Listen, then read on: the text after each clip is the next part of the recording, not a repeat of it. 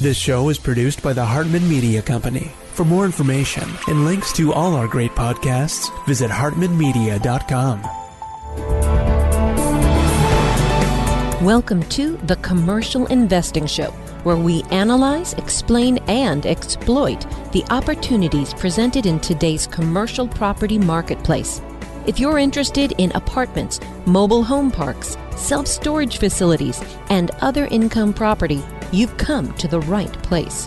We'll explore what's hot and what's not in markets nationwide in the relentless pursuit of return on investment. Here's your host, Jason Hartman.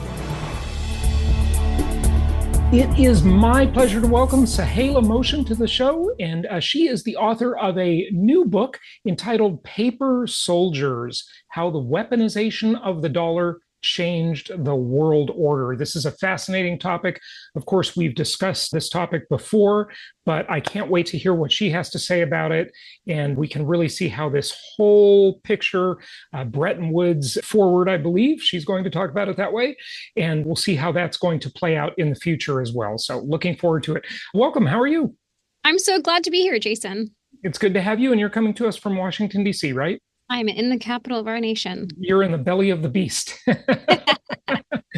Good stuff. Well, tell us about Paper Soldiers, if you would. And it is really amazing how valuable the dollar has been to the United States in terms of the way it can export its power, its policy, and just do so many things having that reserve currency status. The U.S. dollar gives the country unique power overseas and domestically. There are two definitions of a strong dollar. One is just its strength in foreign exchange rate value, how many yens or sterling or euros you can buy overseas with the dollar at any given moment. And then the other strength is dollar hegemony, that the global financial system is underpinned by the dollar. It is deeply entrenched, and everyone's lives at some point touch the U.S. dollar because it owns and runs the global financial system. The book itself is a narrative that reveals the powers of the U.S. Treasury Department, how it has an influence on Americans' ability to pursue the American dream. It is a story of how the country went from this Hercules in a cradle in 1776 to this global superpower, and it's told through the lens of our currency and our currency policy. And I take readers in powerful rooms in Washington, in the halls of Congress, the Oval Office, inside the Treasury Department, to finance ministries and G7 and G20 meetings around the world. But I also take readers on a journey to places like Moraine, Ohio, and Weirton, West Virginia, where we've seen some of the negative effects and the downsides of having a strong dollar play out domestically, and kind of unpack how that brought us to where we are today, which is a country that is looking at increasingly populist economic policies, and also seeing some global uncertainty from foreign countries as they look at the U.S., and seeing our global power being challenged, therefore the dollar's power being challenged. Is it fair to say this all started with Bretton Woods just before the end of World War II? Or, maybe paint us a picture, if you would, of what was the world like before that? Yeah. So Jason, I start the book in 1862 when Treasury Secretary Salmon P. Chase, the U.S. was in the midst of the Civil War, and the Treasury Secretary saw that the government's coffers were empty. They needed money. The North needed money. And so he decided, okay, we need a paper currency, which some lawmakers called, quote, immoral, which is interesting to think about how people talk about CBDCs and cryptos today. That back then paper currency was immoral. Yeah. So new technology is always scary, but I mean, compared to gold, that was the comparison, yes, right? Exactly. Or precious How metals. dare we avoid precious metals and go for paper, right? Yeah. How is this going to be? This is a joke. It was a country that was not even a century old. Everyone was kind of wondering, when is this country going to run out of steam? Is it really Hercules in a cradle or something else? And so that is kind of where the starting point that I choose. Things really are revved up with Bretton Woods, because as World War II was coming to a close, the U.S. currency was by design at the Bretton Woods conference deemed the world's reserve asset. And that's really when the story in earnest begins. And then I take you through the rest of the 1900s. There's the Plaza Accord, the Louvre Accord, when government officials worked hard to kind of control the currency market quite a bit in the dollar's value. And then I dig deep with Bob Rubin. And then the weaponization part really begins with 9/11. When George W. Bush, when he takes his very first act in the war on terror, which was not a military tank rolling in, it was economic sanctions and using the power of the dollar to track terrorist money flows. And then I kind of take you. I mean, we did sanctioning before 9/11. That wasn't the first. Why 9/11? Why do you pick that? Because certainly one could argue that we were weaponizing the dollar in 1971. Maybe we weaponized it the most, right? When Nixon took us off the gold standard, that was really when the dollar. I mean, that's an amazing con that we got away with that. Really, I don't know if you agree, but right. I mean, agree or disagree doesn't. I kind of set that aside. But that moment when Nixon went off the gold standard had more to do with domestic policy. Inflation was kind of running rampant. The U.S. didn't have enough dollars to continue the peg to gold. And so that was almost, you could say it's a technical thing. Like it's just not sustainable for us anymore. And yes, it happened in secret. There's no good way to give that kind of message to the world. Yeah. The reason I start with 9/11 in terms of weaponization is that, yes, the U.S. did impose economic sanctions the first round. I think we're on Great Britain in the 1800s. So we've had the sanctions unit treasury, the Office of Foreign Assets Control, or OFAC, has existed for more than a century, I think. But until 9/11, it was a very blunt and almost underdeveloped instrument. Okay. Without great big returns. And actually, the unit at Treasury was considered an orphan of Treasury. No one paid attention to it. It didn't have an undersecretary that was following it. Treasury secretaries didn't pay attention to it. Interesting. But 9/11, the leaders realized that if we can get to how terrorists are financing their attacks using the dollar and corrupting the system and using the dollar for corrupt means, then we can choke that off and thwart future attacks. And that's what happened. And since 9/11, the U.S. has seen the use of economic sanctions increase by almost 1,000%.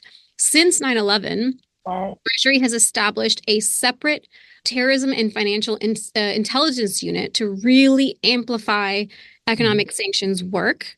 And since 9/11, that tool has become incredibly sophisticated. The space between words and war, so diplomacy and war, that gap is what economic sanctions are. And there is so much to be done there by the U.S. We've seen it with Venezuela, Iran, North Korea, and now Russia. Certainly Russia, yeah. It just begs the question, doesn't it? Will that backfire, or has it already backfired? I mean, the Russia sanctions have been so enormous and so widespread.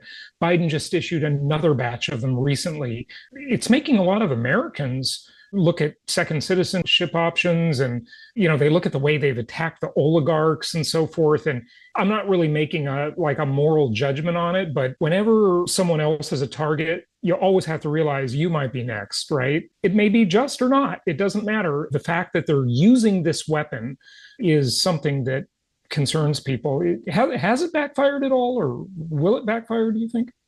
The case I make in the book is that it's too soon to say, but something has shifted for sure. I start the book and I end the book on February 26th, 2022 at 5:13 p.m. at the exact moment that those economic sanctions were announced. Now, one thing to remember is that they were U.S.-led sanctions. So 30 countries came together with the U.S. and imposed the harshest sanctions that the world has seen on a G20 country. At the same time, they're incredibly porous. You talk about de-swifting, cutting banks off from SWIFT. There are 200 banks in Russia that use SWIFT. 10 of them were cut off. So you have all these other options. Also, different things in the last year alone, Russia has imported $1 billion worth of microchips, advanced microchips from U.S. and European companies without violating sanctions. So the whole plan is very porous, but the expectations were so high. You had President Biden a couple of weeks after those sanctions came down in March of 2022 saying the ruble is now rubble. Right? Once he said that, he set the benchmark of how we are supposed to judge these sanctions. And Russia's economy is still going. It's Yeah. converting to a war economy. Sure, they've had some economic pains. They've had to make some changes, but they transformed and they are still on track for expansion this year. Yeah, that has amazed me because when the invasion happened, I thought Russia was just going to be ruined. I mean, those sanctions were so severe, so harsh, so widespread that I thought they would just be ruined. And I thought that was a big, what is that cryptocurrency that is really for the banking system? I thought that was going to be the big benefactor of it. XRP, I think it's called. I'm not into that deeply, but if they were going to be de-swifted, I thought that would, be a big play, and that would be kind of one of the next big things. I don't think that really happened or played out, but it's surprising how Russia has been pretty resilient in the face of all of this, isn't it? Absolutely. I think a lot of the US and those aligned with the US didn't quite realize how China and India would really help Russia transform into a war economy and remain afloat. The sanctions have proved porous. There's a lot of questions about enforcement of those economic sanctions and who has the power to make the next calls. Right now there's this big debate going on about being able to confiscate the frozen or immobilized Russian assets it's actually Europe calling the shots on that because most of the money is parked in euros right now. It's also triggered a debate across the BRICS nations, Brazil, Russia, India, China, South Africa, about should we de-dollarize, come together, get some of the Gulf states or oil producing nations to come together and de-dollarize. And it's more talk than action right now, but action starts with talk. On the other hand, a couple of data points to point to that reveal how deeply entrenched the dollar is in the global financial system. It's almost like trying to change the lingua franca away from the English language. Mm-hmm. That's how deeply the dollar is entrenched in financial transactions around the world. So Russia has sold a lot of oil to India, and they have done that transaction in rupees. But Putin does not know how to spend all those rupees because it doesn't have the same exchangeability or demand. Just the same way you and I can't go to Walmart and say, well, I've got rupees. Can I buy these things? People will say, no, we want dollars. Mm-hmm. In a global marketplace, there's something similar going on. So there's that problem that kind of shows that it's harder to ditch the dollar than you'd think. The other one is Russian local companies are issuing debt in the Chinese yuan. And they are finding that there's some barriers there. One, because the yuan is not, the regime around Chinese currency policy is not as transparent, and the government has a heavier hand in setting what the rate is. The costs for that debt are volatile and unpredictable and high. And so they're running into a lot of roadblocks on how to work around the dollar, but they're still kind of going into the plumbing of the financial system and seeing what pipes can we create to work around this and maintain our economies. Right. And they seem to be doing it pretty well. So rather than talking specifically about sanctions and whether they can backfire or not, maybe just talking in general about the paper soldiers, which is your book title. Will these paper soldiers continue to be as effective as they've been? In other words, what does the future look like for reserve currency status of the dollar and U.S. hegemony? Is that really under threat, as some say it is? Look, I think it's not good to be complacent and assume, no, it's not under threat at all. I think the U.S. officials are more on a defensive posture. You'll hear Chair Jay Powell of the Fed and Treasury Secretary Janet Yellen saying, well, there's no alternative and no, we're not under threat. And that means that they're kind of on the back foot, and that's an interesting shift. In the book, I tell a lot of stories about how in the 80s, a lot of government intervention had currency traders frustrated, or in the 90s, there was talk about maybe the Japanese yen could supplant the dollar. In the 2000s, maybe it's the euro that could supplant the dollar. And none of those things none of these things happen. Yeah. One thing that I kind of look to is that if there's volatility or a crisis in any part of the world, whether it's a health or political crisis or financial or economic crisis, if the dollar remains a safe haven, right? Because it's all built on trust. Yeah.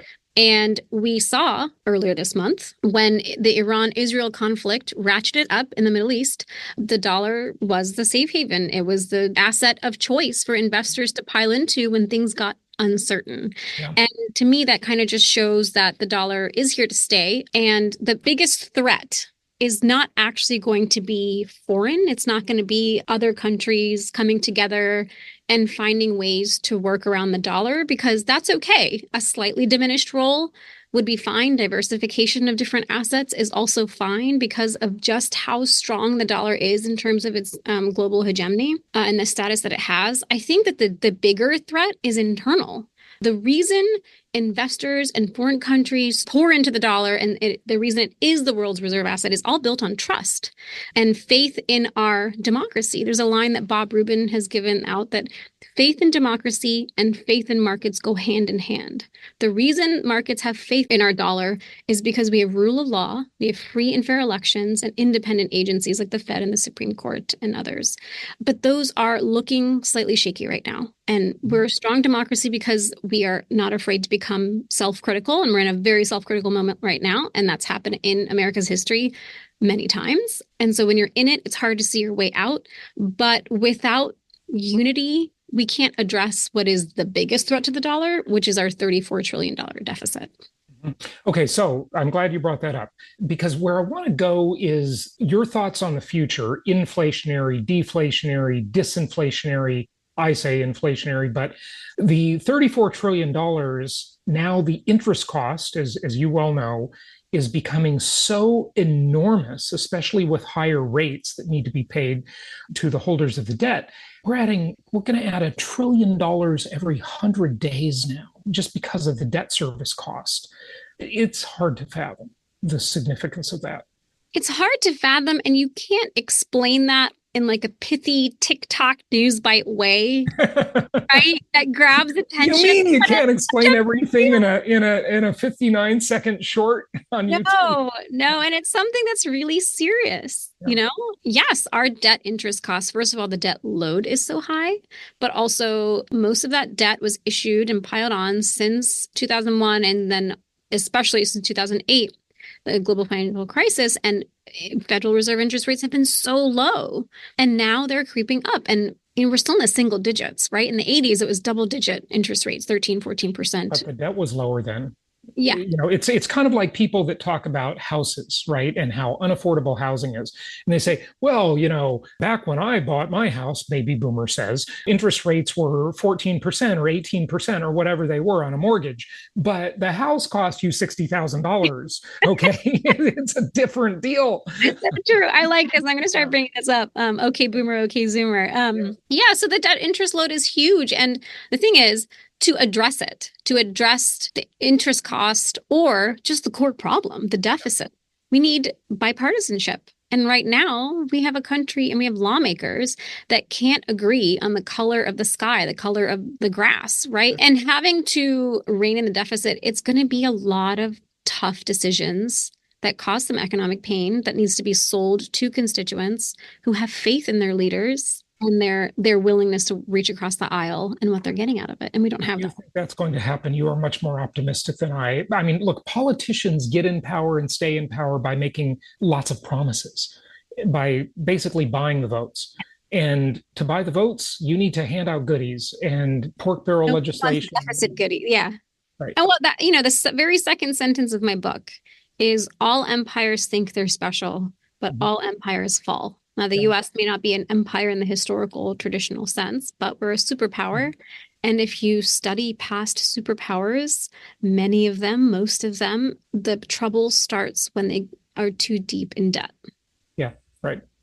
Okay, so I appreciate your thoughts on the solution for it, even though I don't think it's going to happen. But I hope you're right. I hope it does. So what does the future look like then?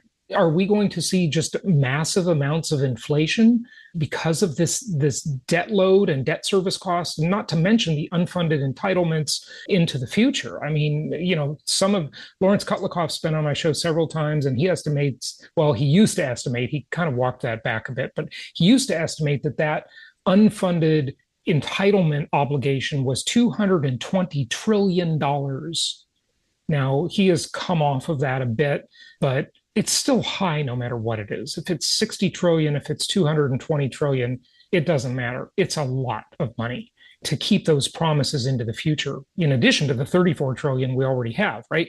So, what does the future look like? To try to figure out what the future could possibly look like, you need to know how we got here, right? So in the book, that's what I endeavored to do. I take you to rooms with Treasury and press conferences with Treasury officials to hear how Treasury secretaries talk about currency policy, why it matters, why traders in the world care and should care. I also take readers to places like Weirton, West Virginia, and Murray, Ohio, which I mentioned, to show how our U.S. currency policy for the last 30 years underpinned globalization, but there were downsides to that. So I take you to the towns where that you can kind of see and illustrate what those negatives were and what brought the rise of Donald Trump, of Bernie Sanders, of other populist figures and policies around the world, actually. First, we got a president who did an about face on globalism. It was so shocking to people, but he was the only one to hear how voters in America and across the Rust Belt states and the manufacturing sector had suffered through a lot of economic scarring and were overlooked by Washington for a long time as everyone else kind of benefited from globalization. So he had turned the country inward to more protectionist policies to protect our own economy first. Then that becomes a bipartisan about face because Biden adopted, we went from America first and make America great again to buy America and friendshoring. It's all populism. And what the next generation of Treasury officials who are helping run the economy or sort of executing on fiscal policy and economic policy making, they're going to be dealing with a country, with America that has a diminished role globally. And so there needs to be more behind diplomacy and diplomatic efforts than just words and the fact that we're the big guy and we're the biggest kids on the block. But what I will point to, and this is why I have hope, is that the U.S. is the world's largest economy. The owner of the world's reserve asset has historically largely been whoever is the world's largest economy and has that political and economic influence. You would have to take numbers 2, 3, and 4 on that list, put them together, and then you'll get bigger than the U.S. That is how far ahead we are from number 2 in anyone. So as long as the U.S. is not complacent and uses this self-critical moment and weathers the criticism from abroad and the global rethink about exposure to the U.S. and being beholden to U.S. policies, because the U.S. exports foreign policy goals through the dollar, its dollar ownership.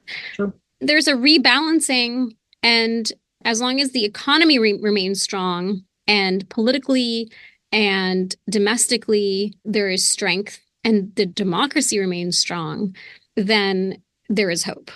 Mm-hmm. Yeah.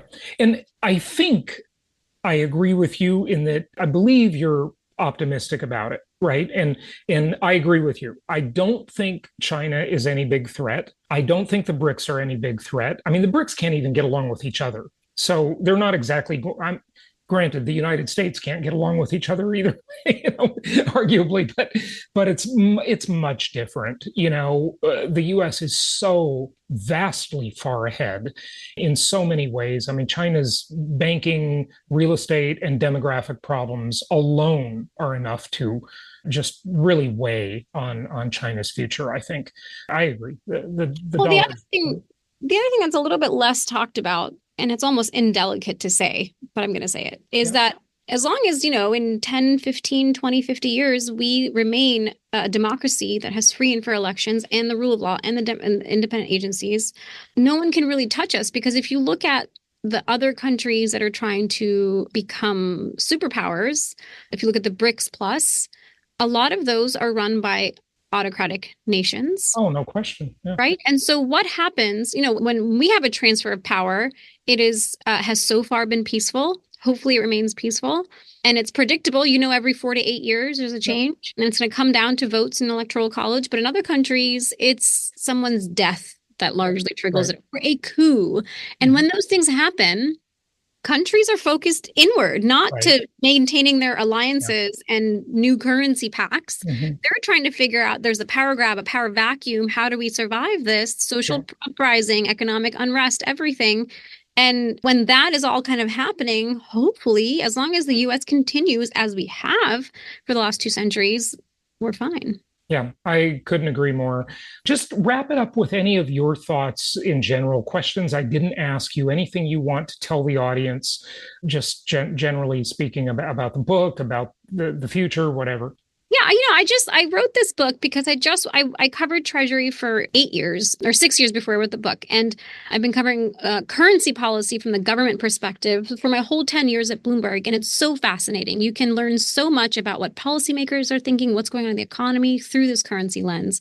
But the other thing is that I take you inside how a powerful agency works. You get to meet not just Treasury secretaries whose names a lot of us know, Hank Paulson, Tim Geithner, Stephen Mnuchin, Bob Rubin, but you also get to meet some of the unsung heroes, civil servants whose maybe their paintings are not hung on done in oil paintings and hung on the walls of Treasury, but they are also stewards and courtiers of the dollar. And I think that's what this book brings is this. It's almost like a novel of our currency policy history. I've humanized it a lot, but also kind of brought in the global perspective of what could happen next. So I hope you enjoy it.